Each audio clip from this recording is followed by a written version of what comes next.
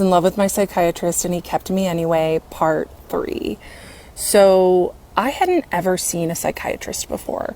When I was on meds in my early 20s, I only got meds from my primary care physician.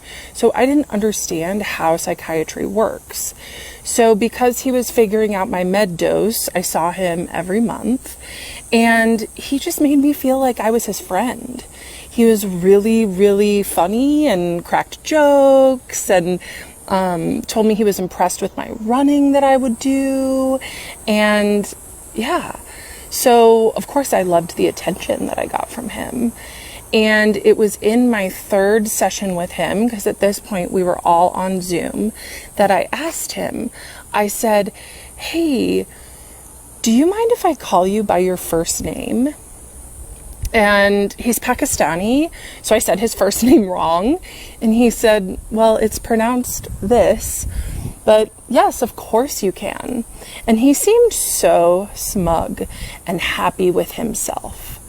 And I know that that is because that was his first sign that him pretending like we're friends was working.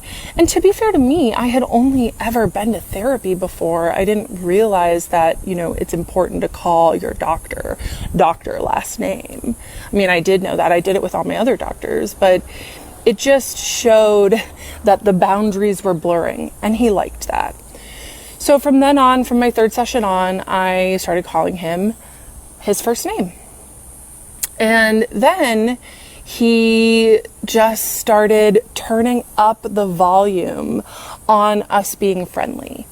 And he would ask me, for the first 6 sessions, he asked me, after the meds, he said, "How's your bowels, bladder, and appetite?" And I would say they're all normal.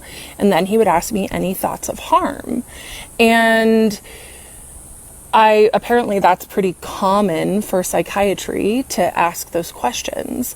And then on our 6th session, when things were really, the chemistry was starting to be there before, I didn't realize it. I was like, oh, this man is just friendly. And he said, "I have to ask this because it's a special interest of mine, but is there any thoughts of harm?" Like I was special to him. And I said, no thoughts of harm. And he didn't ever ask me a clinical question again. He stopped asking me about my bladder, bowels, and appetite, and he stopped asking me about thoughts of harm. So to me, I would just show up and he was like a therapy appointment every month.